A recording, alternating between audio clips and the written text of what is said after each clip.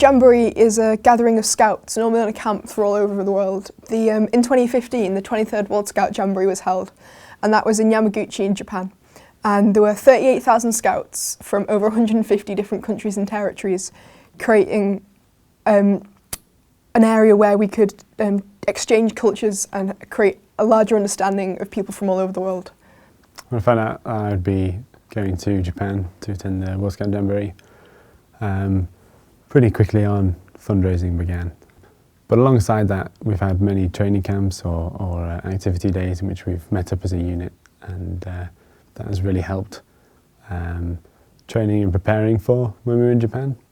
So, for example, on one training camp we practiced gift giving because it is quite a large element of Japanese culture, and there's very specific details which you must adhere to in order for the gift giving to be done in a proper way. Part of our deal with going to the Jamboree in Japan was that we'd try and engage other Cheshire Scouts, especially younger Cubs and Beavers, about the Jamboree, about the one in Japan this year, so that they might want to apply for it in 4 or even 8 years' time. One of the key elements of our preparation to go out to Japan was preparing a video to send out to our host families who we would be staying with in our time in Marugame for the home hospitality programme.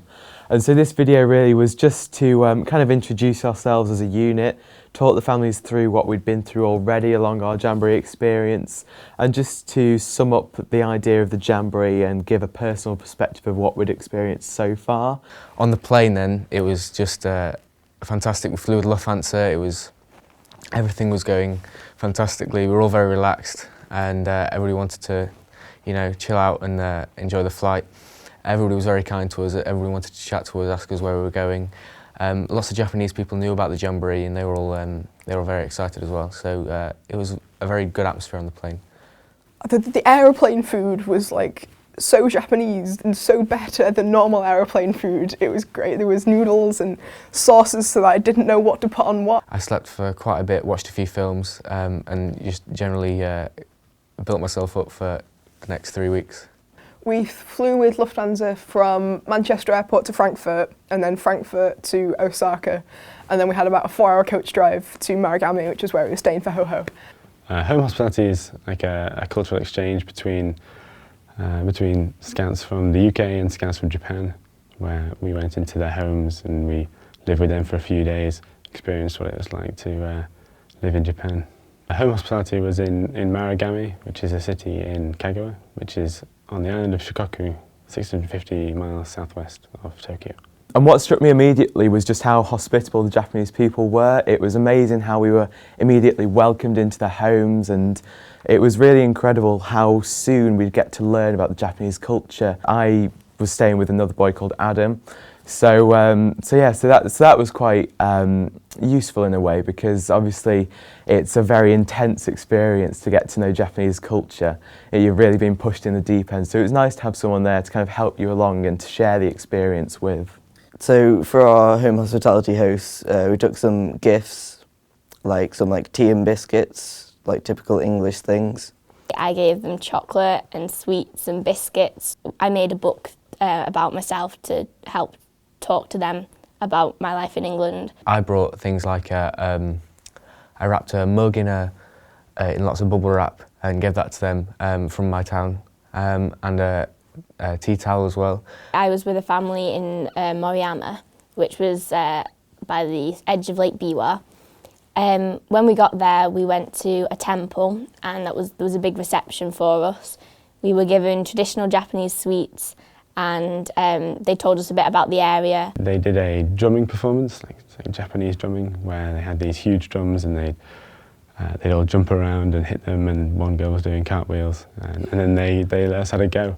It was really cool. We went to a public bathhouse, which was different. And then we all went out and did fireworks, so they were all doing sparklers, and they said that was quite popular in Japan, and they did that a lot in the evening. And then we had a party with some of the other Moriyama Scouts, and we saw ourselves on Japanese TV because we'd been filmed at the reception earlier. The home hospitality experience as a whole was was really good. It was a good chance to learn about the Japanese culture and how it's very different to the English culture. The family were absolutely amazing. The food they'd prepared for us, they'd spent such a long time over it. They were really proud to present it to us. And yeah, they were very welcoming. They were, really very kind. I think home hospitality was really interesting and gave you a good view into the lives of normal Japanese people. So after we left our home hospitality, I think we had about a 4-hour coach drive to Yamaguchi Prefecture, and like the Jamboree site, which is in Kagawa. And I remember just arriving in this queue of coaches into the car park and just having everyone, all the people who was guiding us, like our coach where to go, just waving. And coming in and just, oh my gosh, we're actually here. And already on the first day, it was just a sea of tents. And you could see in the distance the massive dome as we arrived, and like a big, like a welcome gate almost, like with 23rd World Scout Jamboree on. Everyone was kind of mixed up purposely. So we were next to some Italians, and then across the way from them were some people from Japan. And then directly across from us was a fire break, so we'd play football in that and things, and people would just join in. And at the front of our site next to our gateway, which we built, we had room enough for a little paddling pool, so we could cool off and put our feet in. And we would just sit in that, and people would walk past and ask if they could come in and stuff. So with about 38,000 scouts at the Jamboree, all going to one place, you're immediately sort of looking around everywhere. There are people from every corner of the globe, and you just want to speak to everybody. When we were still at our camp, there was fly passes from the Japanese Air Force doing lots of loops round. The thing that stands out about the opening ceremony was the drummers. They were spectacular. They had a massive drum, very engaging. They were doing all sorts of acrobatic. On the Jamboree site, there's never a dull moment. You can always talk to someone, sing a song with someone, find out something about a different country. We went to the museum.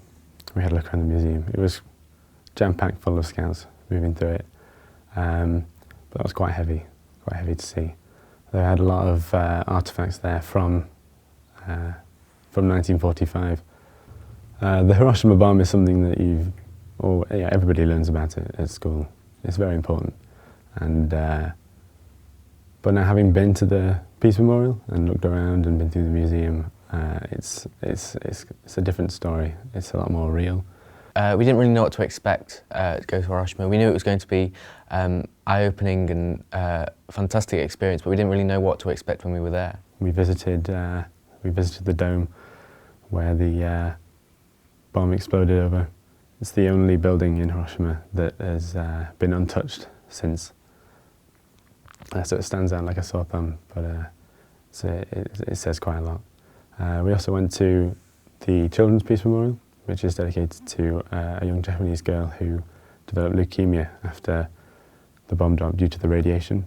And she believed she folded 1,000 cranes that she would have her wish granted, which was to live. Each UK contingent collectively took 1,000 origami peace cranes, which they'd made prior to arriving in Japan, and we placed them on the memorial as a sign of respect.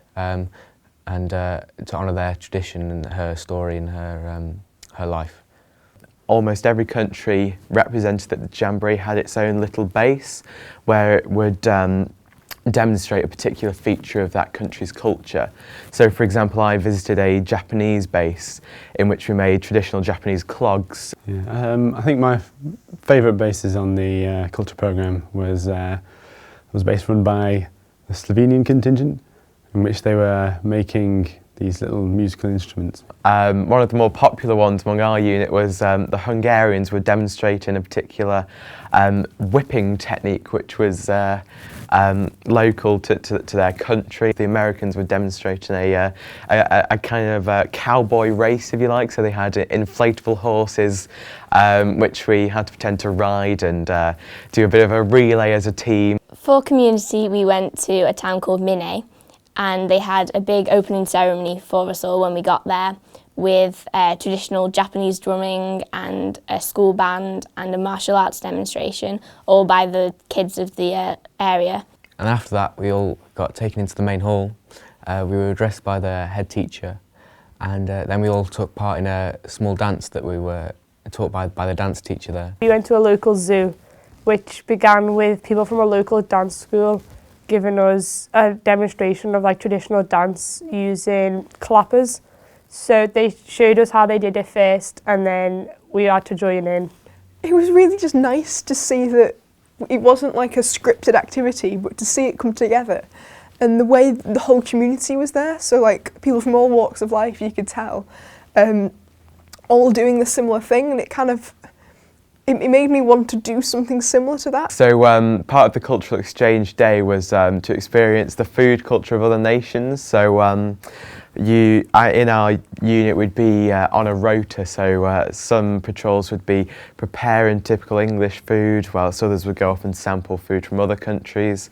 So our unit had decided to prepare drop scones and chips as quite a traditional, two traditional recipes from England for people to sample. I know I had some tuna, I think I had squid from a Japanese camp, I had Welsh cakes, I had like a kind of like a spicy potato-y puffed up crisp thing in a stick. I don't think I've ever felt so part of something or so comfortable in myself as I ever have in the Jamboree. After the food section of the cultural exchange programme, there was a midweek show which was held in the live arena, and that was put on in front of the whole camp. There was speeches from many different people, including the Prince of Japan, the son of the Emperor. And I thought that was something that was really quite incredible, to know that the Japanese were so proud of this event that they would send part of the royal family down. Our nature was to go on a hike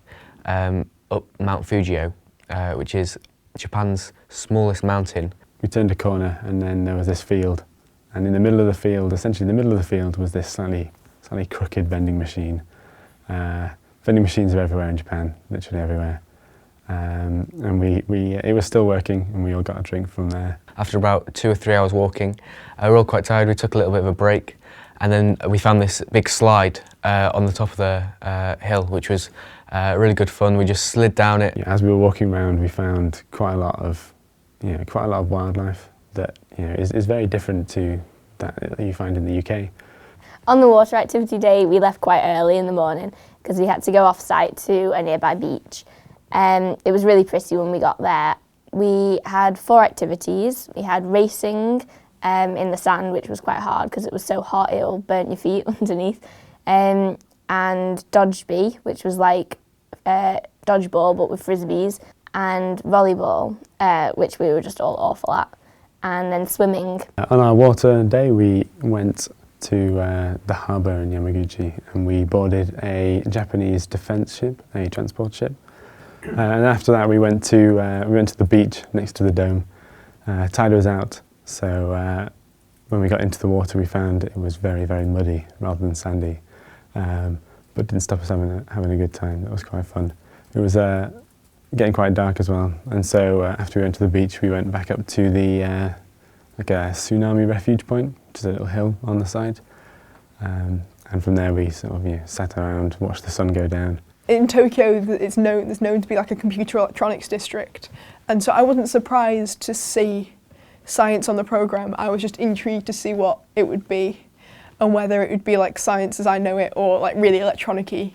And I was kind of surprised. I thought it would be more electronic, like based, just because that's what I know science in Japan to be. But there was all sorts there with like making solar powered cars and different way of making fuels. So it kind of took away what I know science in Japan to be and added other things into. The main concept of the GDV was to address certain world issues such as poverty or inadequate water in certain areas of the world, and then to address how Scouts could address those problems and what solutions could be made. We had all made a pledge at a certain base to do with equality between the rights of men and women, and so personally I said that I would take a talk with my local Cub Scout group where I'm a leader. One of the tents I went to was called I'm Not Racist But, which is something you hear a lot in like society. So the scenario was you're going on a train and there's a list of people that you can sit next to, and you had to choose who you sit next to and discuss why. It made me think that I, as a part of Scouting and the whole worldwide organisation, had the ability to change the way people think. Well, the closing ceremony, as with all the other ceremonies, we had to queue up to go in, and we were quite near the front, so we were quite privileged in that way that we didn't have to look at the screen and we could see everyone. Later on in the evening, a UN envoy on youth came in to talk to us and gave a speech on behalf of himself and Ban Ki-moon and talked about how important Scouting is. One part of the closing ceremony was the handover from the Japanese Scouts to the American, Canadian and Mexican Scouts who are holding the next World Scout Jamboree in 2019. When you got home from the Jamboree and you finally had internet, you got quite a lot of messages and people requesting to follow you and friendship requests on Facebook. So it's quite a social experience as well, and you got quite a lot back from it. So leaving the Jamboree site was a very tough thing. It was very emotional. We got on a coach to the local train station where we got the bullet train. The bullet train was, as you'd expect, extremely fast and extremely Japanese. It was so unique, so different from the UK. All the colour going on in the streets, the buildings, all the decoration, it was all so alien from a UK perspective, but at the same time very welcoming. It was entirely without litter. We decided that first we wanted to go to Electric City, which was like a part of Tokyo where they sold games and all sorts of electrical items for very cheap prices. The next day we had a bit more of a programme day. We got up early, we went to the Sky Tree, which is the biggest building in Japan. We also then, that afternoon, had the opportunity to go to the Earthquake Centre. The real highlight of that night itself was our unit's visit to a karaoke bar. So in previous training camps, that was something which we'd all really enjoyed, we were all really enthusiastic for. So personally, I spent quite a lot of time looking forward to shopping centres and trying to explore that side of Japan, the commercial side, the economic side. On the last day, we wanted to make the most of our time there.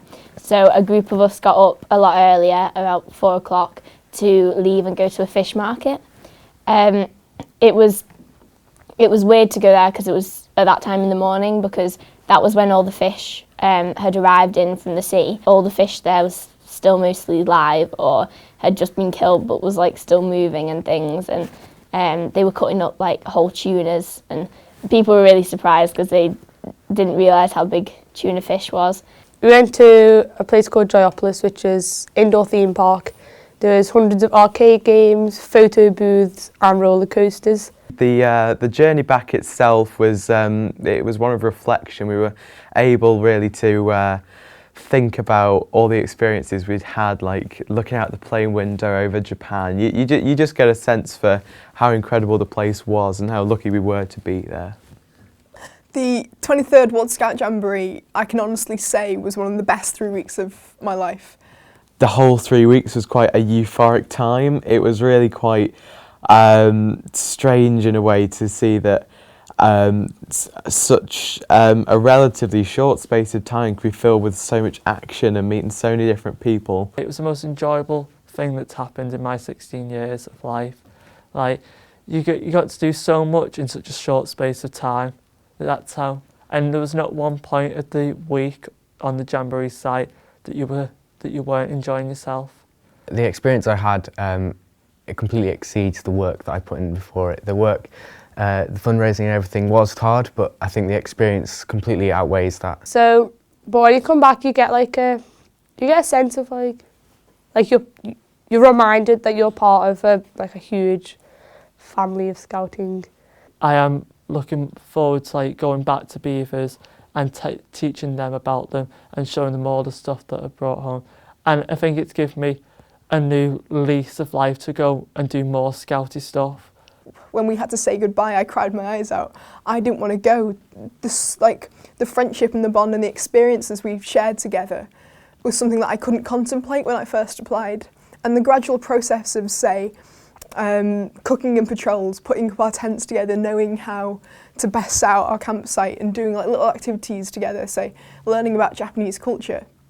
they really brought us closer together, and they prepared us more for the Jamboree than I actually realised was happening.